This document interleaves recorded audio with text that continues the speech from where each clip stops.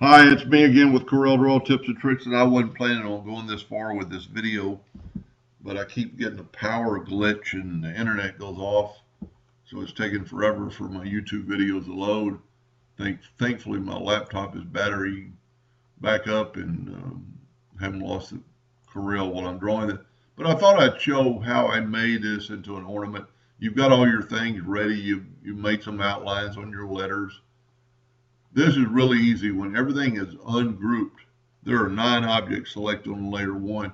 Just go up to your boundary tool, and first before we start that, let's see how big our item is. It's 8.5 inches wide. We're going to change our nudge distance to 9. We're going to select everything, and we're going to hit the boundary tool. Now when you do that, your boundary tool selected. You can't see it, but we can cursor it over. Now I like to make my boundary on the wood have a little bit of wood showing. So then we're going to go up to Effects, Contour. We're just going to contour, let's go 0.005 to the outside one time. And that is a minute little contour, but it gives you a little bit of wood. Tell you what, for the video, I'm going to go 0.05, and that might even be better yet. Then you need to go to Arrange, Break Contour Apart. Now sometimes it's hard to know which contour you've got. You select. So let's go down, and here's a good hint. This one is 8.66 tall.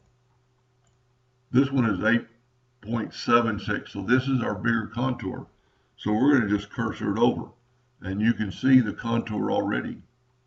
Around your wood, you're going to have some engraving area and some wood left over. So we don't need this contour anymore. Let's grab our contour. And what I would suggest here, you've got to think about balance a little bit, but you really need to think about strength when you're making an ornament. I'm holding down the control button and making a perfect circle. I'm going to put it right there between these two parts. This will give me strength in 2 different directions. And then I'm going to draw a smaller circle. That's an 1/8 of an inch circle. I'm going to put it in the center of my other circle. Let's make it a little bit bigger. We got plenty of strength. Then just take your virtual segment delete key and delete those 2 lines and those 2 lines, and then this way this will all be one piece of wood. Now I would always suggest doing that because we still have separate pieces.